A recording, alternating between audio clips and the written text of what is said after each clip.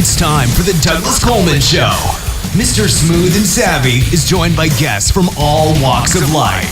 From the entertainment industry to authors to political and social commentators. The famous and not so famous. The controversial and the light and fluffy. We have it all. Now, here is Douglas Coleman.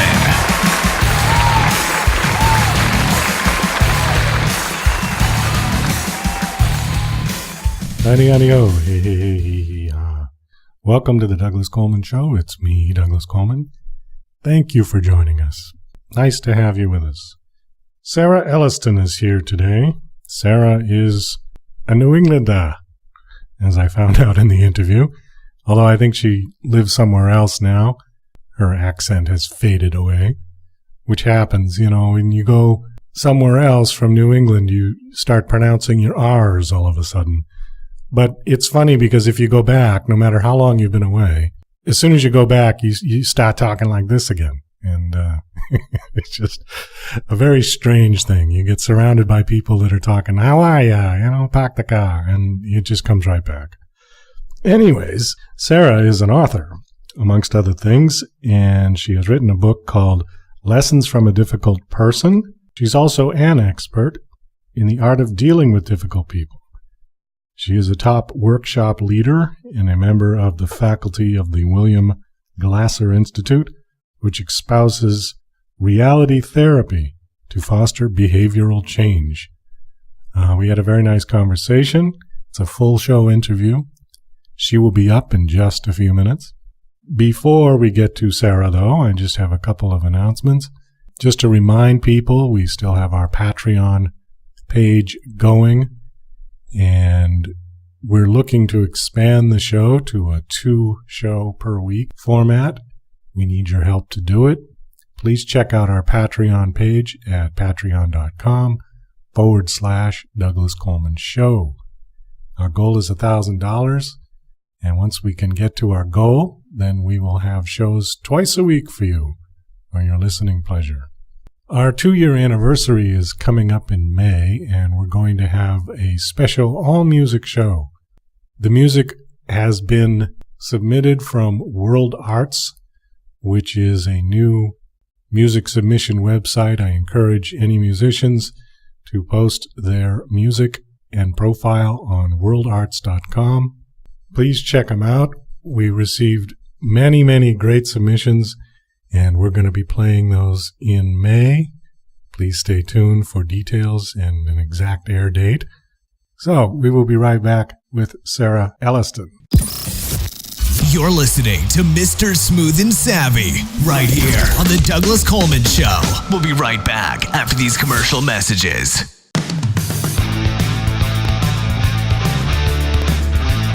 Hi, this is Douglas Coleman, host of the Douglas Coleman Show. I'd like to tell you about a great blog called Money and Technology. Money and Technology is a blog for people who want to start investing in technology. They often post ideas to make money online, such as social media marketing strategies. In today's world, there is all kinds of money to be made in the technology industry. Whether you want to launch a career in the tech world, or you want to start using social media marketing strategies to earn passive income at home. In addition to learning about investing in technology via stocks, you will discover many new ideas to make money online. The world of technology changes every single day. If you want to be on the cutting edge, you need to read Money and Technology Daily. Please go to their website at moneyandtechnology.com. That's moneyandtechnology.com.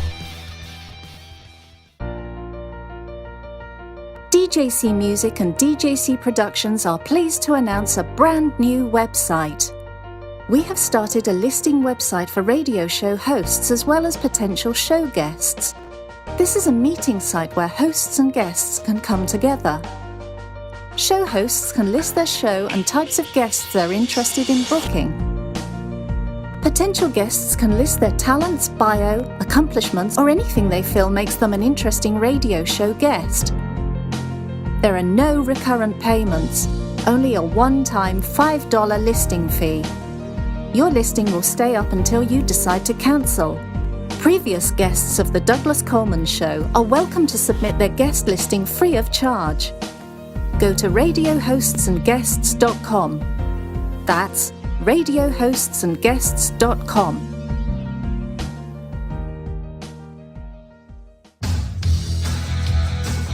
Hi there, this is Stuart Epps from the UK, record producer, engineer.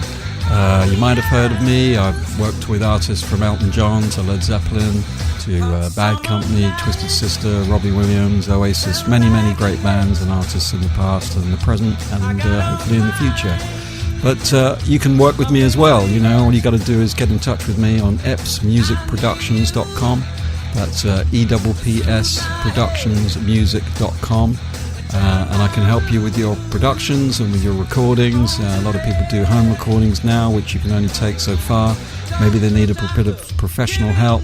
So get in touch with me and we can sort it out. And thanks for Douglas Coleman for giving me the spot. Thanks a lot. Cheers, bye.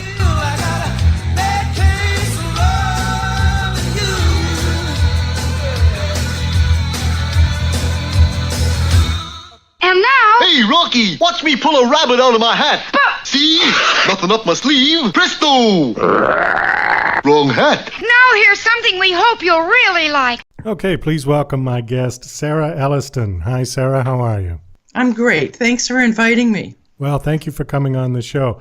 I was intrigued by the title of your book because it's kind of a general title, but it also opens up so many opportunity for conversation because I think that everybody has dealt with a difficult person.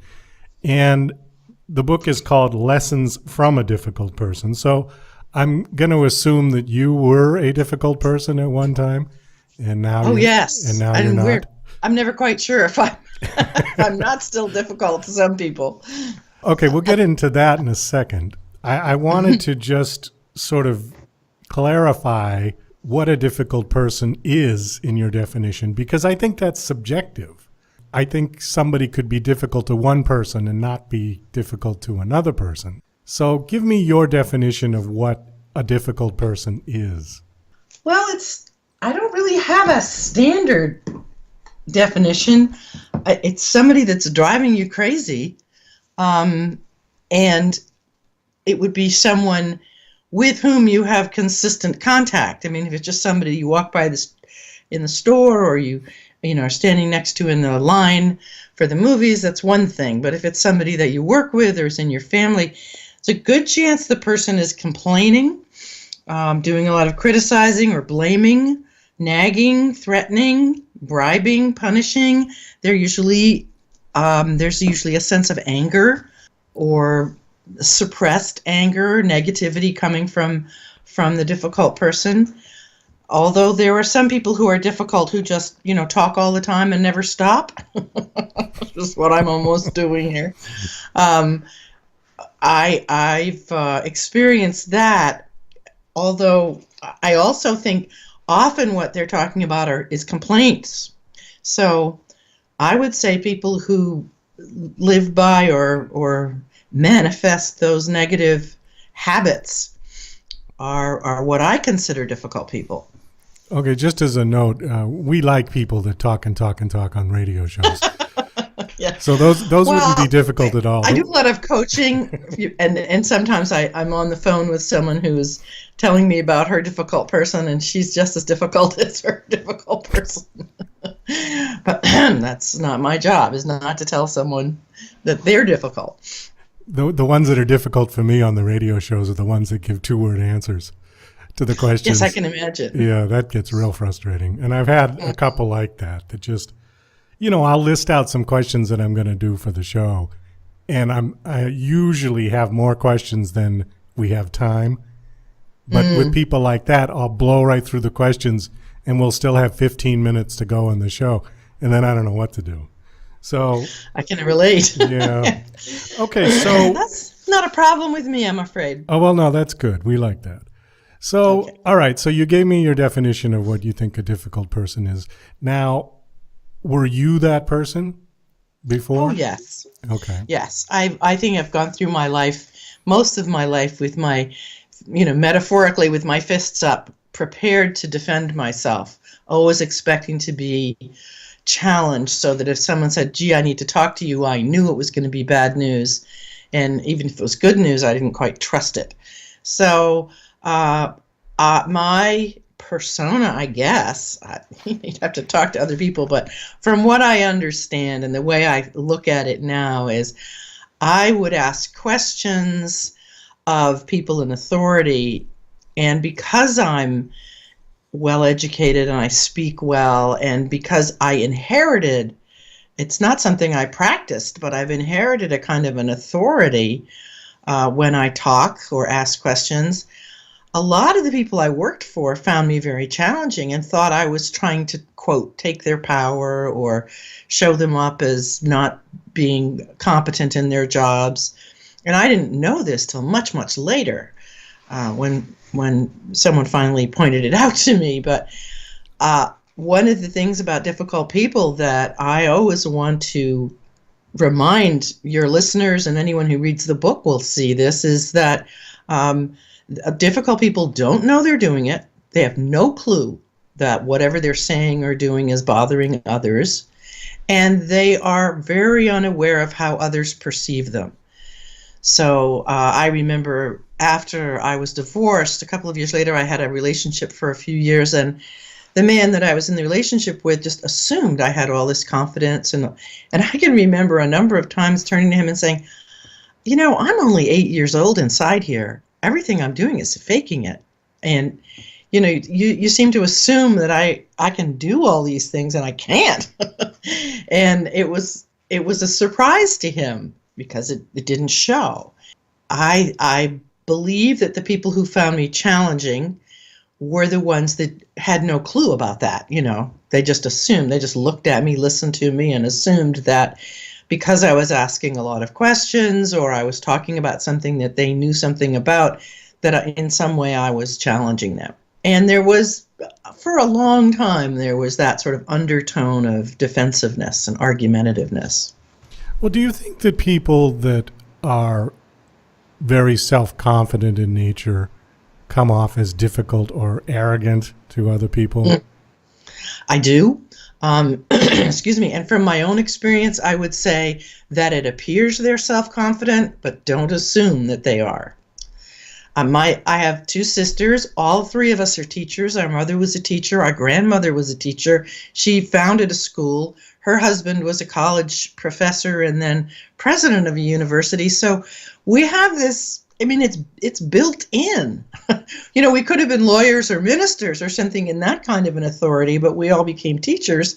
It's just that we didn't train it. We didn't practice it. It's just there. So that's often someone who comes to me for coaching will talk about, well, this person was really arrogant. And my question is always, you know, what does arrogant look like and what does it sound like? Because there's an assumption being made that the person thinks they're better than everybody else. That's what arrogant means, I believe. Right. And we make assumptions about people. Of course, we can't help it. But when that person becomes difficult for us, we have to stop and stand back and say, well, wait a minute, how much of this is my emotional reaction to however they're acting, and how much of this is real? What exactly did they say? What was their tone of voice? What actions did they take? And try to strip away all of our subjective emotional reaction, which isn't easy. It's not an easy task. Well, what I found interesting while I was working was that the people who came off very self-confident were often perceived as difficult to the people who had very low self-esteem. I'm not surprised. And the people who appeared to be confident might have had low self-esteem themselves. They just had a persona that didn't indicate it. Well, that's possibly true. However, the people that were confident were the ones who were being successful at what they were doing at work. That doesn't mean they had high self-esteem. Well, okay, no, but the self-confidence. People look at me and see lots of successes, and I know people who've been successful. We've seen, you've probably interviewed plenty of artists and actors who appear to be successful, and they're just as questioning and concerned and maybe not arrogant inside as the rest of us. Oh, well, artists are a whole different animal. Because they have that. There's a funny thing with artists where, on the one hand, they have this crushingly low self-esteem, and on the other side, they tend to be very narcissistic, however many sissises are supposed to be in that word. So they've got that funny yin-yang thing going on in them all the time. I was referring to people that are like salesmen. The salesman that came off very confident tended to get more sales than the one that came in and said, well, you can buy it if you want, but you don't have to. That's all I was getting at. But then, okay. Well, I think all of us reach towards acting confident. And if we're dealing with the public, we need to act confident if we want them to either buy what we're selling or understand what we're explaining. All of that is true. But it doesn't mean that they're confident all the way through. Well, I'm not sure anybody is. I think everybody has their self-doubts and their insecurities, and it's just some people's insecurities are a little harder to find or a little harder to trigger. Some people have very thick skin and some people have very thin skin. One thing that I found interesting about working in a dynamic like that in an office, what I found interesting about some of the people in there was that they were almost afraid to exert themselves for fear of being rejected by the people who portrayed the self-confidence. They would just never speak up. And I thought that was too bad because they genuinely had some good ideas sometimes, but they were just afraid, for fear of rejection. Or someone was in some kind of a role where they made fun of others. So I don't know if that was true in the office that you're describing, but I know in my role as a trainer and a teacher, I worked pretty hard to create opportunities for everyone to talk about what they cared about. It didn't necessarily mean they told me about it. If someone was asking me about that and they said, I have this staff and they won't all talk at meetings and how do I get their ideas and that kind of thing, I would suggest that they create situations where a topic is brought up and they just talk to one or two people about it and just bounce ideas around before they're invited to talk to the whole group about it. Because if it is someone who's shy like that or concerned that they're going to be made fun of, first of all, if there's a concern they're going to be made fun of, there must be somebody making fun of others in the group. I remember having a division leader who made fun of one of the members of the team who was getting married. And so there were a lot of jokes about his getting married, and he was fine with it. He was comfortable with it. But if there had been someone there who was uncomfortable, that person would never have spoken up. I finally spoke up and said, how come all our jokes are poking fun at him? What is it? I know he can take a joke, but why aren't we telling other kinds of jokes? Why are we all, anyway, they didn't like that. They thought I was being difficult. But what I found in a classroom anyway is that, and I think managers can do this also, is that if somebody gets a chance to talk to one or two other people about an idea and they get feedback that, gee, that's a pretty good idea, then they're more willing to step forward. But if there are people that are afraid to say something because they think the confident ones will make fun of them, then some work needs to be done with the confident people that are making fun of others. Okay. That would be my first take on a situation like that. And then there are some people that are just never going to share what they're thinking. Sometimes it's cultural. That's just not something that they just don't step forward. But if we ask for written suggestions, sometimes you'll get pretty good ideas from people if they don't have to stand up in front of a group and say them. Well, that's a very good point, because I've seen that with people I've interviewed, particularly authors, who I read a part of their book and the book was great. When I got them on the show, they couldn't speak very well. They were much better at communicating in writing, than they were communicating verbally. And I found that to be kind of strange, but I accepted that as that's just how some of those people are, because talking wasn't their forte, but writing was. Yeah. Interesting.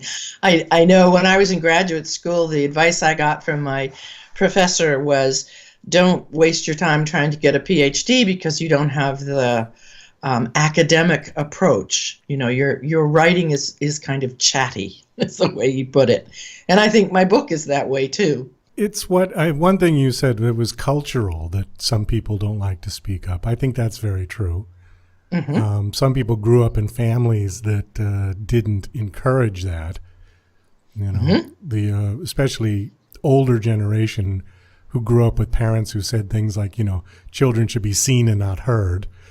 And if that stuck with them through their adult life, then, they might have issues that way too. A lot of times, again, in the older days, men were more dominant in the workforce than women. Now I think it's pretty equal, but I think at a certain point, the men were the ones who were the loudmouths, and the women were the ones who kept a little more quiet in the office. But there's all sorts of reasons, for people to be. It's going back to my original question. We're kind of just going around in a circle because I really want to dissect this a bit about what makes a person difficult. Now, I'll give you an example. My mother, to me, was always very difficult. And yet, I seem to be the only one who thought that, because everyone else just said, oh, yeah, she's wonderful, she's about it, But every conversation I had with her always turned into an argument. I mean, not every single, but you know what I mean. Anything that was of any value, anything serious, turned into an argument. So you disagreed on a lot of things. We disagreed on practically everything. Mm-hmm. That makes sense. Yeah, and with my father, I never disagreed. My father and I would just get along great, but with her, I could never. It was like oil and water. We just didn't mix. From day one? Well, as far as I can remember, I mean, going back to the stuff that happened when I was 6 and 7 years old, up until, my adult life. Interesting. Yeah, and my father, before he passed away, said that the reason that was a problem is because he saw my mother and I as being exactly alike. Yes, my dad said the same thing to me. Okay. I had a difficult relationship with my mother, and both my father and other relatives said, the reason that you and your mother spark so much is because you are just like her, or she sees you as being like her. And I was not at all flattered at the time. Now I am. It's a little late, but. Well, now I get it. It's interesting. Years and years later, now I get it. If that was really the case, then, it's like the like magnets repel each other. So, yeah, okay, I get that. What took me a long time to realize is that if we were so much alike, it was in our approach to things, not necessarily the things itself, because we had completely different taste on the surface. Mm-hmm. If we were to go shopping or something, I'd say, oh, I like that shirt. Oh, that's awful. And it would be like that, okay? Mm-hmm. With food, it was like we didn't eat the same things. We didn't like the same things. Anything. Cars, where to sit on the airplane, what would be a good seat. I mean, I can name you all kinds, anything. We would not agree. But it sounds like you each had very strong opinions. Yeah, and I think that's what my father meant. I think that's that we were both headstrong. We were both headstrong about opposite things, And so we'd be like those. Believe that you were right. And we were like those rams on the top of the hill, the one that clank. And we just kept doing that all the time. But sure. Okay, let me get back to you. I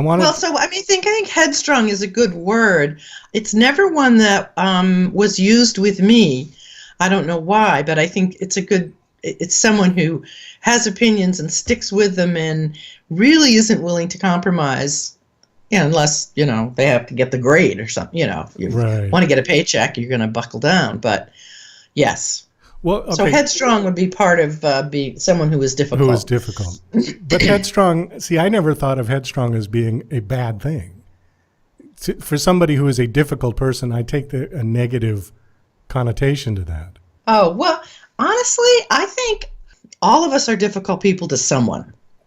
There's someone in your life that's going to find you difficult. Oh, true. And it depends on how close you are and how often you have to work with this person or be around this person as to whether, there's any point in reading my book and having a conversation about it. So defining what difficult is and where it comes from, it's some interesting exercise. It's not as critical to me as what to do about it. And headstrong, and it's not positive or negative. Someone's difficult because they bug us for whatever reason. And what we notice is that what their behavior is doing is having a negative impact both on us and others. And so in some cases, headstrong would not be a negative thing, but it could be. If someone's unwilling to compromise, then it could be considered a negative effect. Okay, very true. Yeah, I'll buy that. I think that people can be headstrong doing something on their own, but the dynamic changes when you have to work with other people. And I think this is where some people can't, separate that. Maybe they call it arrogant. Perhaps. With other people. Well, that again, I hate to keep bringing up my mother, but that was one other issue that we had, is that she had this tendency to, like, if she asked me to do something, whatever it was, she would tell me how to do it. Mm-hmm. And I never liked that because I always said, look, I will get the task done, but I want to do it my own way. Mm. Because inevitably her way never was the way I would ever do it. And I used to joke with her but she didn't find it funny. I used to joke and say, well, look, I'm left-handed and you're right-handed. So I'm always going to approach it from the other side. That sounds logical. Well, it's logical. It was meant to be a joke, but she didn't take it funny at all. She found no humor in it.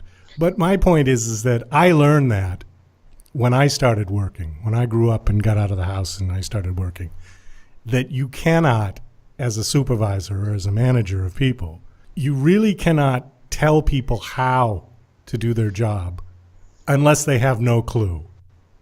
If they come to you and say, I have no idea how to do what you just asked me to do, then you have to show them. Okay, if like something on the computer, they don't know where to find something, okay. But if they know what they're doing and if they know how to do it, you let them do it. Because if you start to say, well, why don't you do it this way? It's a better way to do, then people just get upset. Yeah. So I really learned to back off on that. Yeah. When I was working for the United Way, I was managing a volunteer program that was at City Hall, but my office was at United Way, and we eventually got an office at City Hall, but all of that, just a quick explanation. I always had to have a volunteer sitting next to me doing the same work because I had other responsibilities. And so I had developed a sort of a system of, if somebody wanted to volunteer, there was a form, and then we did an interview and we put it in another folder. And I developed some processes for keeping track of these people. And about every 6 months, I would get a new volunteer to work in my office. The commitment was for 6 months, twice a week. And it was always very sad at the end of 6 months because they left. But we got along, it always worked pretty well. What I always said to them when we started was, I have a system, but I want you to sort of observe this and work with it and tell me what you would do if you were going to be running this, because inevitably they had better ideas. And so each time I got a new assistant, the system improved. Oh, well, that's great. So obviously that happened after you realized that you were difficult and made changes? No, I don't think I was difficult to everybody. I think the people that found me difficult were colleagues, paid colleagues, and supervisors and managers. People I worked with, the volunteers, the individuals who worked for other agencies. I spent, a good 50% of my time was teaching classes to paid staff, like at the YMCA or the YWCA or various nonprofits, teaching them how to work with volunteers. We had a whole series of classes. In those days, people would go off for training for a day, and now they do it all on the internet. But we had classes that we taught through a local university. Those are my colleagues in terms of volunteer coordinators. And at City Hall, I didn't get any feedback that I was difficult. I was a little unusual at City Hall because I didn't have a boss there. So I could walk into a department head's office and say, "Hi, I'm in charge of the volunteers, and we've got someone that looks like he might work out in your office. Are you the person I should talk to? Is there somebody else?" And if I'd had a boss in the system, I would have had to go through up the ladder, but I didn't have a ladder to go up, so it was a little different. I was difficult to the colleagues and employees and supervisors for the most part at United Way. I was a little less patient and apparently pretty arrogant, I guess. Okay, that was my sort of lead into the next question was, what happened that you had this kind of epiphany and decided to write the book? Oh, well, there was a good 10 or 15 years between the okay, well then what happened first? And then the epiphany was when I had a new supervisor. She'd only been there a couple of months. We were a training department at that point, and it was really exciting. She liked everything about the work I was doing. She gave me lots of specific, concrete praise, and I really appreciated it. And in one conversation, she said to me, "By the way, there's times when you get upset about stuff and you really create havoc." And I said, "I don't know what you're talking about." And she said, "Well, the next time you do it, I'll tell you." So I obviously did it more than once. And so a couple of weeks later, I had just gotten a brand new pair of eyeglasses for reading, reading glasses. Right. And they were very expensive. And I couldn't find them. And I was tearing my office apart and stomping in and out and going out to the car and coming back and muttering to myself. And you know how these cubicle offices have those flippers that you lift up to check what's under there. And I was opening drawers and lifting flippers. And I probably had been doing it for, 4 or 5 minutes. And she stepped out of her office and said, "Hey, inside." And she said, "What you're doing right now, that's what I'm talking about. That's driving us crazy. Nobody can get their work done, and it needs to stop." And I said, well, what am I doing? And she described to me what I had been doing, and that I'd been muttering under my breath and swearing and just basically making it very difficult for anybody to focus. Either we're 4 or 5 of us in little cubicles. And I said, "Oh my goodness." I literally had no awareness of what I was doing. And it never occurred to me, it never occurred to me that I was bothering anybody, that anyone even sort of noticed I was alive. I was completely wrapped up in my little turmoil. And I honestly spent a good deal of my life thinking nobody noticed me, except if I was teaching something, then I was, asking to be noticed. So, and that's kind of an interesting dynamic that I don't understand. Maybe somebody could explain it to me, how you can feel completely invisible and yet you stand in front of a classroom or a room of 300 people and talk to them and expect them to pay attention, and they do. I don't understand it. But at that point, I sort of went, "Oh, golly, sorry." Sat down, thought about it. Never worried about my glasses again. I never did find them. Started to really pay attention to how I was interacting with my colleagues in that cubicle group, and checking with my boss to make sure that I wasn't continuing to do things that were annoying, and started to watch how people responded to me in meetings and just paid attention to where my instinct was to do one thing, and clearly people didn't like it and not sure why. And over the next couple of years, before I took an early retirement package, I would ask the next supervisor I had, when I asked that question, and was it considered rude or too direct or whatever. And then I started working at my church as the volunteer coordinator after I took early retirement from the United Way, and found that my immediate supervisor said we were exactly alike. We sort of said things without thinking sometimes, and she had to speak to me twice over a period of 9 years. And the second time I said to her, well, do they want you to fire me? And she said, no, they want me to fix you. and I kind of got it finally by that point. But I had been paying attention all along. I had been teaching a workshop on dealing with difficult volunteers all along. And I, somewhere in this process, after working for the church, began to realize that I could probably do it around dealing with difficult people. So I did a couple of them just, for free, and said, please come and tell me what you think, and worked out some of the approaches to how we could, look at our difficult people. And then I wrote the book because there was a demand for more information. And they'd say, this workshop is terrific, but I'm going to forget. So I wrote the book. And then as I was writing it, I realized that the power of the workshop came from the fact that I know that I'm difficult and could describe to them some of the things I did. And I could look at a room of people and just say, really, honestly, that person that you think is so arrogant hasn't a clue of what they're saying or doing that's having that impact on you, nor do they know it has that impact on you. They just know that there's some kind of itch in the relationship and that you don't get along very well, but they don't know why. They're just being themselves. And so I wrote the book. So you said the book came out 10 years or so after that incident with the reading glasses? It took a long time. And as I say, and I put it in the book, this is the becoming a less difficult person is a process. Even as I was writing it, I noticed myself being annoying. There's one situation where I could have kicked myself. There's a guy in our choir who is a little hard of hearing, and for whatever reason, he's always like 10 steps behind. So the director will say, I want everyone to go to page 3, and we're going to start on measure 22.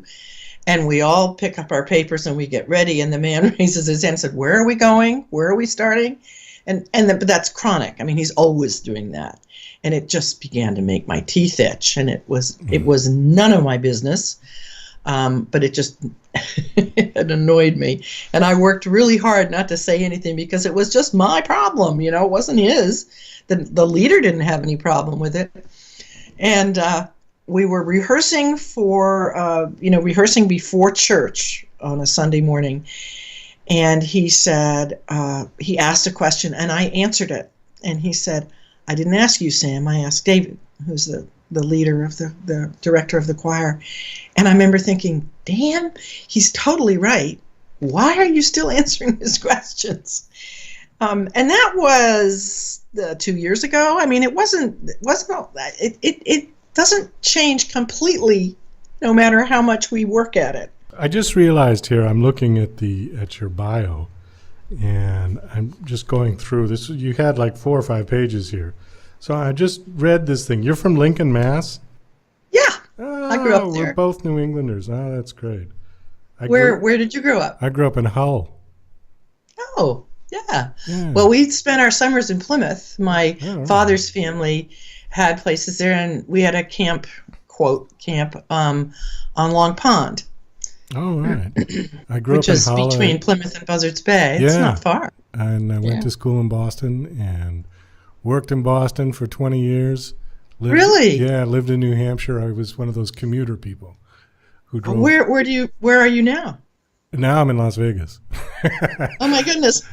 I gave up with the New England weather. Yeah, basically. There was that one winter. It was like 2004 or something. And it was just brutal. We had record amounts of snow. And it was the same winter that heating oil went from about 69 cents a gallon to about $3.50 a gallon. And I thought, what am I doing? Why am I working just to pay to keep the furniture warm? I said, this is ridiculous. Because I was working like 12 hours a day because I had an hour commute each way. And if we get snow, then I was stuck in Boston for, late at night, and the house sat there empty most of the time. I'd come home on the weekends. And I thought, this is crazy. This is nuts. Yeah. So I packed it up and I moved to Vegas. I hope I never see snow again.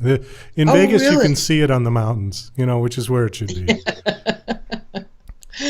I don't know. I think they got a little bit more than they bargained for in the last week or two, so in both New York and Boston. My son lives in Brooklyn, New York, and so well, the Northeast attention. They're supposed to get more tonight too. Yeah, they are. It's crazy. You sent me some questions on your bio thing, and I did want to pick up on one or two of them. Okay. It says there's a chapter titled Fact or Feeling. What's that about? Mm-hmm.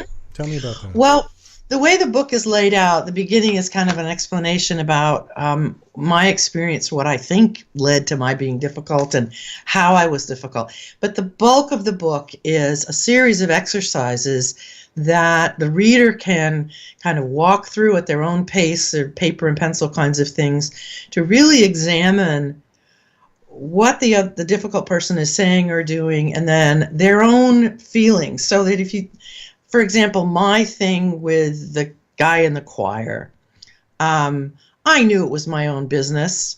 Nobody else seemed to have a problem with it. Certainly the director never had a problem with it. So in that case, the fact that he was asking the question after the directions had been given, that was the fact. The feeling was, keep up, Right. sort of like you wishing your mother wouldn't tell you how to do the job, just tell me to do the job. It was like, my reaction was, stay with us, for God's sakes. Where is your brain? And I would have all these negative feelings about him. So in terms of if I ever had the conversation with him, which I wouldn't because it was just my problem, but if I ever had the conversation with him, I'd want to be really clear that my angst, my annoyance, what I call makes my teeth itch, that was mine. That was my feeling and had nothing to do with what he was saying or doing, except that I just thought he should be different. But that was my problem, not his. So that's the section where the reader gets to really look at it, because the only thing we get from the world is information. That's all we get, is information coming into us, and how we receive it is whether it's good or bad or sad or happy or annoying. And then the other thing that I'm not sure it's in that chapter, but it might be, is holding on to disappointment or rage or anger, or in my case, annoyance, is like taking poison and then expecting the other person to die. I mean, it's just absurd. So that's what that section is about, is exploring how much of our reaction is just our emotional reaction, which may or may not have anything to do with the other person. I have since I wrote the book, this particular individual is no longer even a member of our church. And I changed the gender and everything when I wrote the book. But a number of people in the choir have mentioned it to me, and they knew exactly who I was talking about. But it didn't bother them. They just noticed it. It didn't bother them. For whatever reason, it drove me bats. They didn't have the same emotional reaction to that situation as you did. Yeah. Now, if we all had the same emotional reaction to it, or if he had been doing something that was racist or misogynist, or something that was going to impact a majority of the choir and people were uncomfortable, then we would say, well, this is fact. It's not just a feeling. It's certainly creating some feelings, but the fact is what you're saying. He may not realize it's sexist. I worked with a man at City Hall for a number of years who honestly didn't understand the whole whoop-de-doo about sexism and women in the workplace and what the problems were. And he would come to me and say, please explain it. And I would explain it to him, and he just didn't get it. It wasn't part of his understanding, but he became aware that it was an issue and that he needed to watch what he was doing. And then he would come and say, now, is this sexist? Is this sexist? It was kind of sweet. And I'm I was curious in my about- 40s, and he was, pushing 60. So he was of a completely different generation. I'm curious about that. Give me an example of something that he said that he had to question you on, whether it was sexist. Well, or not. he called women girls all the time. Oh, and okay. And I said, I'm not really a girl anymore. And he said, my wife likes to be called a girl. And I said, well, it's generational. The women coming up don't like it because it suggests that they are young and they don't know what to do, and they have to have a man around, and that they're not competent. And he said, oh. He said, I think my wife likes it because she feels young when I call her a girl. I said, and that's the way she was brought up, and we're not trying to change her. It's just the women growing up now don't like to be made to feel that they are less than. What's interesting about that specific term is that it never is offensive to the men. No. If the men are in a group and they say, okay, boys, come on, let's go. Nobody thinks twice about it. That's because the men were always the power role. Well, that could be. Even when they were boys. Now, what about women? Do they call each other girls when they're in a group with no men? Yes, they do. I'm sure they do. All right. So it's a bit of a double standard. It's like it's and okay. It's probably not as important now as it was 10, 20 years ago. I don't know. But I think there is a certain, I agree with your point that there is a certain courtesy that people need to extend each other in a workplace. And I know that there are sensitivities between men and women in workplaces where there wouldn't be that sensitivity with a group of women or with a group of men. Exactly. Yeah. Right. It's just, if it's all one gender, then it's different. Yeah. I have some women that we go out to dinner usually one Sunday a month, or, Sunday afternoon, and just hang out. And we call it the girls. Girls' night out or something, right? Yeah. But, we're all in our 50s, 60s, 70s, and it's not a big issue anymore. We're not it's like calling an African-American man a boy. It has the same intensity. Right. When a manager of a company is looking at two senior employees and he calls one a man and one a girl, it has that same kind of itch. Although it's funny how so much has changed, and I get this kind of frustration, I think, with the quote unquote social justice warriors, because I think it's gone way over to the other side, where I think universities are actually educating people to be hypersensitive. Well, let's get hypersensitive and then we can back off. That's my reaction. Well, okay. All right. The fact that, for example, during the campaign, the political campaign, Hillary Clinton got talked about how she looked, how she dressed. And it's kind of insidious that when the media is describing an individual, if it's a woman, it's what she's wearing, how she has her hair. Like, that's important. And the man is just, there. They're not talking about who designed his suit or what kind of hairstyle he has. They did blast that's Trump's kind of insidious. hairstyle. See, we don't even pay attention to it.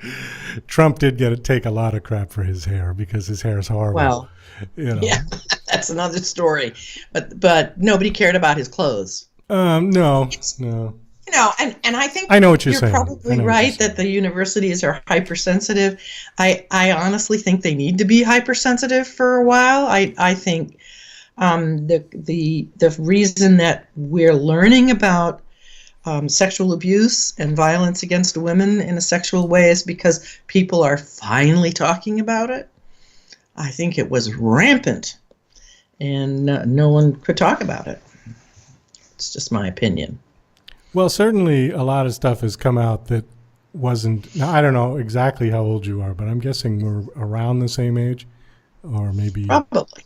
I'm 55. I'm a little older. A little older? Okay. Mm-hmm. I'm not going to ask because I know that's rude. But, Thank you. But okay, so I'm going to go with a little older, but you're not old enough to be my mother, certainly. No. No. Okay. Older sister? Probably. Okay, I'm just going to narrow it down. My point is that when we were growing up, when we were in grammar school and in middle school, there were lots of things that weren't discussed that are now Yes. openly discussed. Hell, we didn't even learn where babies come from.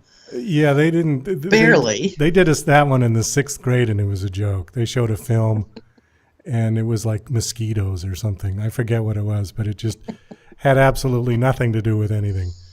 And the girls got that film 2 years earlier because they said that women matured faster, girls matured faster than boys did.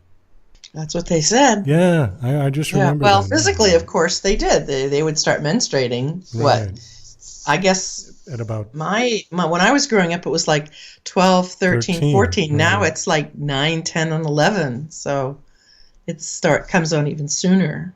The last thing I want to hit here, we're running out of time very quickly, Oh, dear. is red pencil mentality. Isn't that a wonderful term? I love that. What does it mean?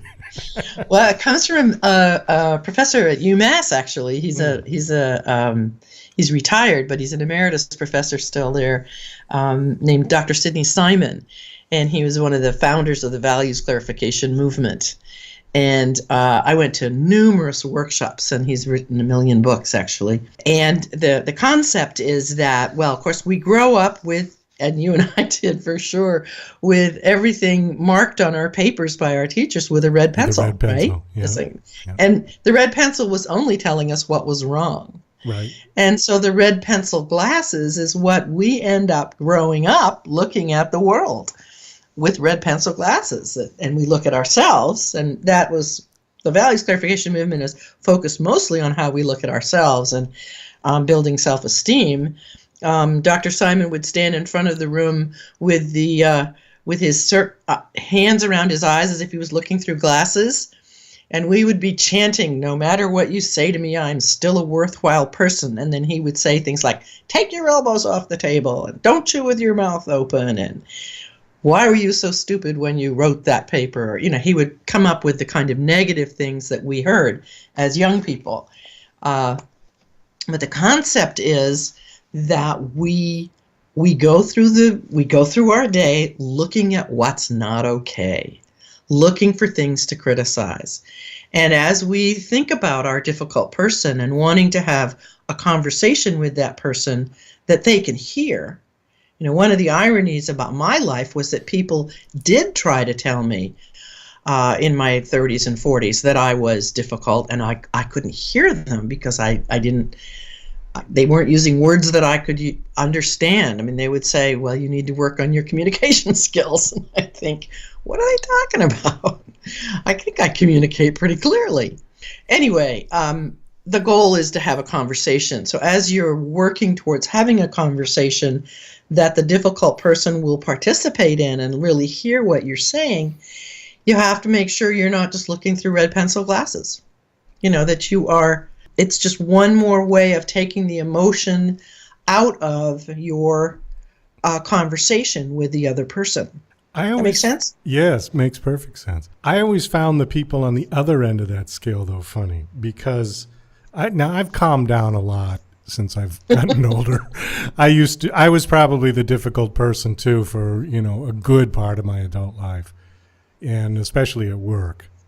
And then because I'm also an artist, I'm a musician, I had that whole artistic temperament, baggage along with it.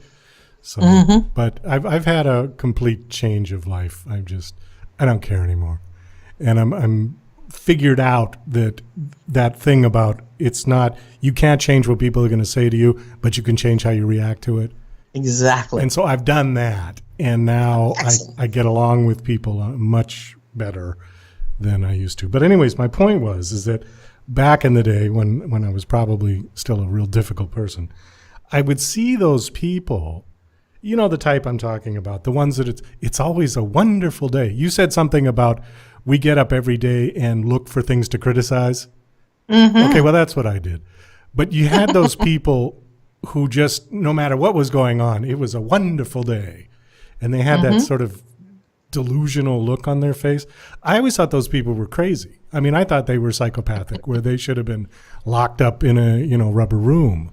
But they just saw everything from that side, like nothing bothered them. Mm-hmm. And That's sort of the Louise Hay approach. I just couldn't believe that they were in this reality. And, exactly. Yeah. Well, and that's how the media, I mean, we wouldn't have a news media if that wasn't true for almost everyone. That we got to look for things. What's going to happen? What's going to go wrong? Oh, dear. Look at this. Yeah, the good news stories are kind of few and far between. Pretty much. My mother would only subscribe to the Christian Science Monitor because they're certainly more on the side of reporting facts and not horror and looking for the good things. And they might have fallen in on the side of what's going well in the world. I have to agree on that one because you know how now everything is fake news on the internet. You don't know what's real and what's. We know that the two sides, like Fox News is very conservative and CNN is very liberal.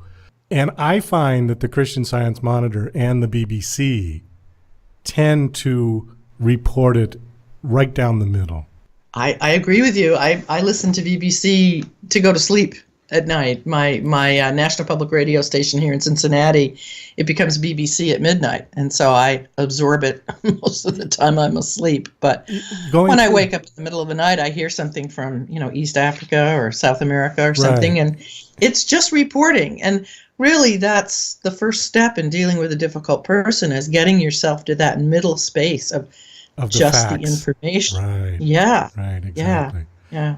I don't watch news on TV. I find with my new computer, with Microsoft's upgrades, it gives me news whether I want it or not. And so I only recently realized that there was a section where I could click on My News, and then they let me choose which purveyors of information I could. I said Christian Science Monitor, New York Times, Washington Post, BBC, things like that. Right. Yeah. But I have a good friend who's at the opposite end of the political spectrum, and he said, you can't believe what the New York Times and the Washington Post say. They lie. It's fake news. And I thought, that really startled me that someone would really truly believe that. Because, of course, having grown up in Boston, the New York Times was kind of gold. Oh, sure. Boston Globe. Yeah. Well, I don't know about the Boston Globe. Well, better than the Herald. The Herald was always the joke rag. Yeah. Yeah. Well, and that's why, as I was growing up, my mom the only paper we got was the Christian Science Monitor. For that reason, though, because it was in the middle. Right. And what it did was report the news. It didn't report the emotion. Well, factor feeling. It wasn't looking at the world through red pencil glasses, maybe. Right. It was the factor feeling. And the feeling has no business in a news broadcast. In an editorial, that's fine, but they give you fair warning. They said, this is an editorial opinion. It's not necessarily the views of our station. And that's fine. They give you like the parental warning at the beginning, but they don't do that anymore. They just put something out. Not on the cable channels. Yeah. No, they don't. They just say this is the way we see it or something. I kind of long for Walter Cronkite, don't you? Yeah, I miss old Walter. Yeah. Well, what are you doing now? You we got to wrap up the show. An office job in Boston. Let's wrap up the interview, and then we can talk after. Sarah, thank you so much for coming on. We are out of time. But this was a very enjoyable conversation. I thoroughly enjoyed myself. Best of luck with the book. How's the book doing? It's going pretty well. Yeah. And tell people where it's available. People can find it at Amazon.com. It's Lessons from a Difficult Person, How to Deal with People Like Us. Super. Okay, well, thank you again for coming on the show. I appreciate it. You're welcome. I had a great time. Well, that's about all the time we've got for the show today. I want to thank my special guest, Sarah Elliston.